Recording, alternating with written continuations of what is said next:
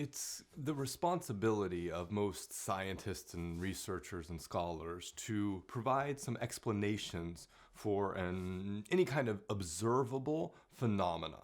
So it's really about two key steps here. One is observation. I see something, and it doesn't mean you literally need to see it. You could kind of see from a metaphorical stance. You can observe something from a metaphorical view, and then ask a question about it. So I see something has happened here. Why does it happen? And you might think right off the bat here that writing a good research question is all about explaining why.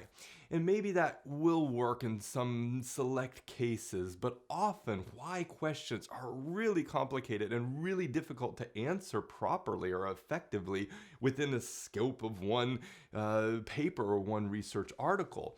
So in answering a why question really should be reserved for if you're going to write a 10-volume set of books that really explains something in great detail. Even then, you may not end up being able to adequately explain a why answer to a why question.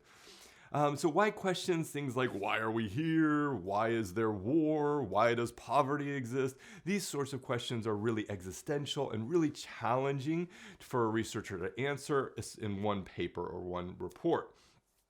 So there's a couple of different ways of going about writing a good research question.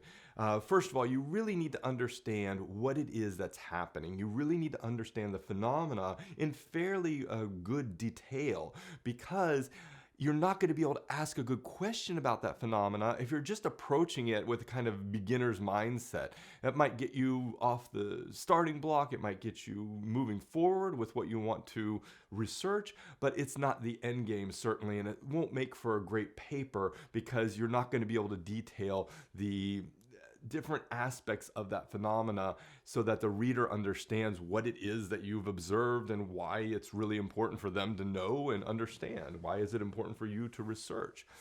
So a research question really has to get at the substance of a specific piece of a specific phenomena or specific event, specific idea, specific topic. And there's a couple of ways of going about this. One is that you kind of look at the things, the processes, or the mechanisms that are causing a specific phenomena. So you can ask a how question. So how does, or how is war, no, that's not a good one. How has country X entered the information society? So what are the main causes for that country for entering the information society, or for entering the information society? That's kind of a crappy example, but you get my point here. It's all about the process. It's about the mechanisms that cause something to happen. Now, this is very different than a why question, which is more about providing a holistic answer or response to the existence of that phenomena. A how question really focuses on specific causal mechanisms that relate to the existence of that phenomena. So what are a couple of things that might have caused to happen what is happening or what has happened?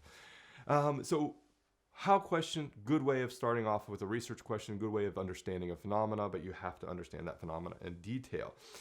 And maybe another way of going about it, kind of the second way of approaching this, is not about the causes, but really about what it's made up of. So you could ask a what question. So what constitutes this, that, or the other thing about that phenomena? What are the principal ideas related to that phenomena? What are the principal effects of that phenomena? Really looking at what that phenomena is made up of and trying to pick that apart in your study, in your research, and in your empirical evidence. So that would be something that you could do when you're approaching your research question, is in two ways. Think about what are the processes that might be causing that phenomena? That's a good research question to kind of pick apart.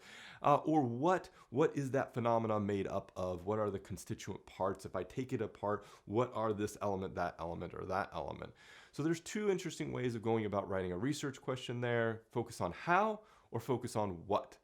But as a researcher, answering the why question can really be challenging. Save that for a PhD or your postdoc or your memoirs that you write later in your life.